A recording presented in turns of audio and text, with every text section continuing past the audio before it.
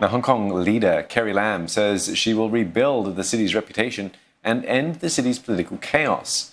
After over a month-long delay, Mrs. Lam has delivered her speech in front of a legislative council without any opposition lawmakers. They resigned en masse a few weeks ago. Lauren Lim reports. Unlike last year, protests and scuffles in LegCo, which forced the chief executive to release her address by video link, this year there were no sizable demonstrations visible inside or outside of LegCo. She repeated Beijing's assertion that the national security law implemented by China on Hong Kong June 30th had restored stability to the city, and that there was no conflict of interest between an executive-led system and an independent judiciary. 呢一份長達3萬多字嘅施政報告，立足於堅定不移嘅貫徹一國兩制、港人治港、高度自治方針，結合咗香港嘅傳統優勢同埋融入國家發展大局嘅機遇，體現咗中央對特區一如既往嘅支持，並承載住我帶領團隊為香港繼續打拼嘅決心。只要我哋不忘一國兩制嘅初心，維護國家主權、安全、發展利益，保持對香港嘅信心，唔係單單以政治立場嚟到去睇事情，理性溝通、求同存異，就一定能夠有能力處理好一國兩制喺實踐中嘅問題，一定有能力解決香港一啲深層次嘅矛盾。Her top political task is to introduce local legislation to further formalize rules around civil servants, with legal consequences to those who breach their oath of office.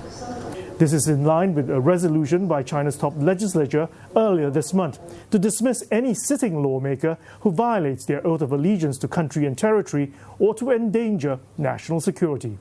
4 pan-democrats were unseated, and the remaining 15 pan-democratic lawmakers resigned in protest. And what the government have been done for the past couple of years, we can see that by overemphasizing on the presence of the sovereign power, we see that Hong Kong is further mainlandized into a city, just like many other cities in the mainland China. The Department of Justice will also be tasked to implement Vision 2030 for rule of law. That's a 10-year initiative to educate the public about the rule of law, as well as to promote law-abiding awareness to young people. The Greater Bay Area strategy takes center stage in her address. Beijing's ambitious plans to turn Hong Kong, Macau, Shenzhen, as well as 8 other cities in the Pearl River Delta into a global financial and tech hub. Public housing supply remains a priority. The government has earmarked some 330 hectares of land needed to cater to Hong Kong's public housing needs over the next 10 years. 316,000 public units could be built in Kai Tak, Tung Chung, as well as new townships in the new territories. And the chief executive is also pressing ahead with the controversial $77 billion Lantau Tomorrow reclamation project, now starting a feasibility study into plans to build artificial islands off Lantau to provide land for housing 1/3 the size of Kowloon.